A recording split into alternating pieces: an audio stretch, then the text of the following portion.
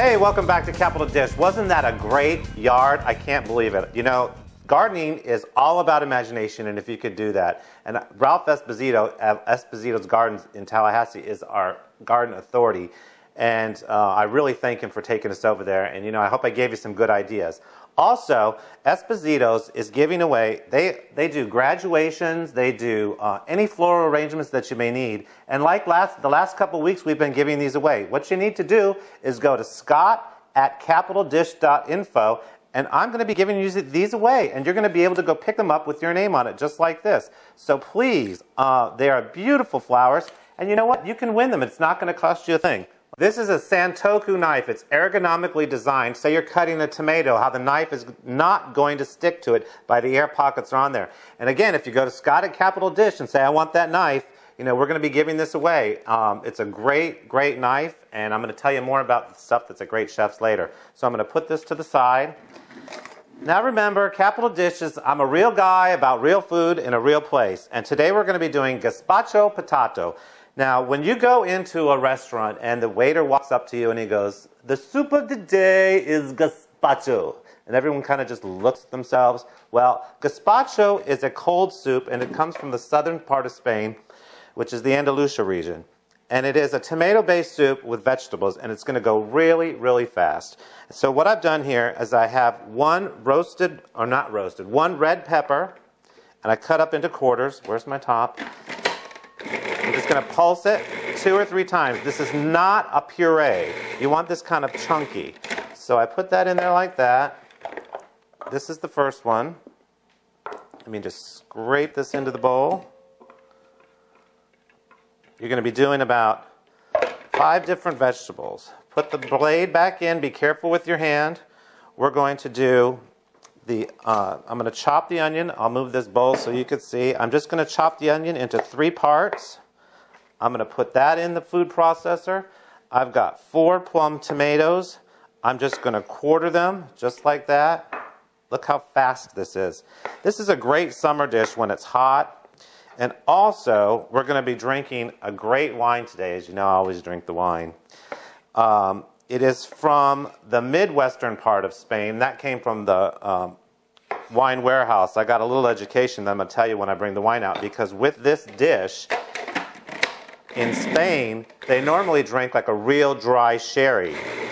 And I didn't know that. I learned that at the wine warehouse from Bill, and he's a great aficionado of Spanish foods and wines.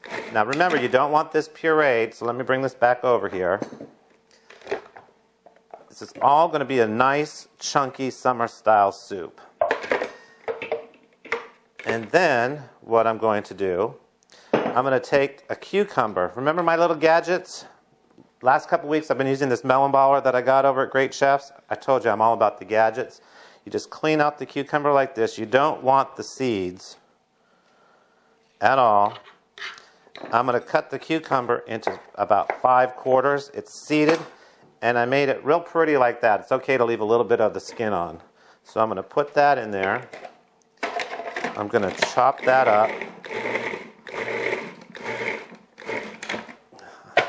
Oh, just a little bit more. We don't want it like a big chunk.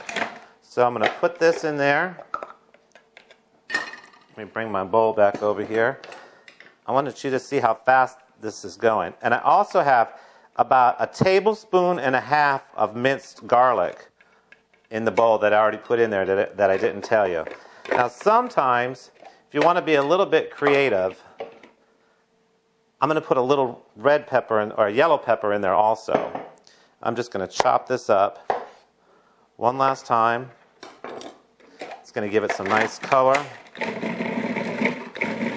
It's not even taking me, what, a minute to make part of this soup? And that part is done. Now, I like the flavors of the celery, and the secret to what goes in here is I'm going to add, let's see, let's move this so you can get a good look at this. I'm going to add 2 stalks of celery, finely chopped. Man, my chopping skills are still up to par. That's pretty good. Okay, I'm going to add these right in the bowl. And then what I need to do, oh, where did I put that? Here it is. This is white wine vinegar. I'm going to put a 1/4 cup of white wine vinegar in. That's a 1/4 cup there. A 1/4 cup of good oil. This is extra virgin. Actually, this is a Spanish olive oil that I use. It's one of my favorites. I put that in there. Put this back on. I have in my little stash back here. You can use V8 or tomato juice. I have already measured out 3 cups. And you're going to put this in there. Oh, does that not look good? Put this back here. Let me move all this. I'm going to take a good spoon. I'm going to give this a good stir. Look how great this looks. Let me move all this so you can see. I'm going to add a good pinch of salt, a little bit extra, and I'm going to add a good pinch of pepper. And I'm going to stir this around. I'm going to put this in the refrigerator. It's got to chill for about 30 minutes. Let me put this in there. Now, one of the things that goes with that are the croutons. I'm going to show you how to make croutons. You know you can buy these in the store, and they're all, I don't know, I think they charge too much. Look how easy it is to get. You take these little, you can buy the French bread and just go to the baker and ask, say, could you please slice this for me? Look how easy it is. So I put this on here, a little pinch of salt, a little pinch of pepper. Okay, I'm going to finish these off. I put these in the oven at 400. And don't let me forget them. Back here, as you can see, I have some oil heating. We're going to be doing potato skins. These potato skins are your traditional potato skins. What I've done is I baked the potatoes, no oil, and then I let them cool down, and then I use, again, from my great chef, you know, the Gadget Man, I just scoop out my meat of the potato and be careful not to get the skin. And I do this on my last 2. And you can save the center of this potatoes because you can make some really great mashed potatoes with that stuff, or twice baked potatoes. So I'm going to take these over here. And my little gadget again, I love this thing. Now I have my oil, it's been hot. I don't know if you saw the smoke coming up earlier, but it was a little bit hot. So I'm going to just drop this right in there. And they are going to fry for about 2 to 3 minutes. I'm going to put in 4 of them. We're going to be doing the traditional cheddar cheese, bacon, sour cream, and chive. Doesn't that sound good? And then I'm also going to be doing blue cheese and bacon. Oh my God, you're going to love it. Okay, so what? And then we're going to be doing turtles after that, and I hope I have enough time. So we got gazpacho today with croutons. We got traditional potato skins, which that's for the kids, gazpacho for the adults, and we're going to be doing turtles, which is a sweet for everybody.